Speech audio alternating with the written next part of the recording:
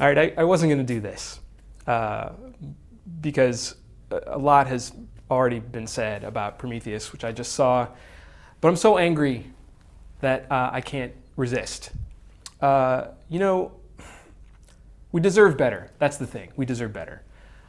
A few years ago, I went to the Whitney Biennial. It's an exhibition of modern art at the Whitney in New York. And I came away thinking that you could categorize modern art into three broad groups. You'd have, genius, stuff that was great. And you'd have poorly executed crap, which would be just what it sounds like. And then you could have well-executed crap, which would be like something that didn't evoke maybe the emotional response that the artist was hoping for, but had something about it that was stylistically or technically that made you think, well, okay, that's sort of neat. It's not getting past my eyes, but it's sort of neat. But I think maybe science fiction fans have a fourth category, which is poorly executed genius.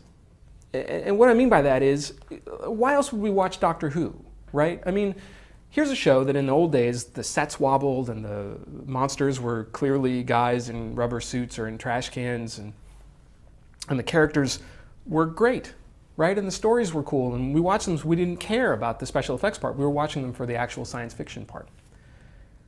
I don't know where to group Prometheus in this. I think it may be poorly executed. No. This is well-executed crap. And here's what I mean by that. I had a conversation with a friend in the office a few months ago trying to figure out what the difference between science fiction and horror was. He's a big horror fan, I'm a big science fiction fan. And we came to think that maybe in a horror movie, all the characters can make every decision right, can do everything correctly, and they still get killed at the end. And in science fiction, if you make all the right decisions, you solve the problem, you get out alive. Prometheus is something different, right?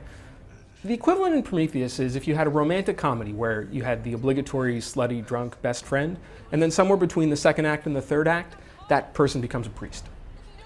You just wouldn't buy it. You wouldn't sit still for it. You'd be enraged if you were a romantic comedy fan.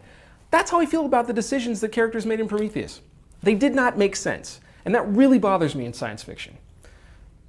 Now, the fact is that about a year ago, almost exactly a year ago, Damon Lindelof, who's one of the writers on the movie, and Charlize Theron, who's one of the stars, sat in a press conference at Comic-Con. And, we're joking with each other. They seem like really cool people. And they promised that this movie was going to be awesome. And I bought it. I buy it every time.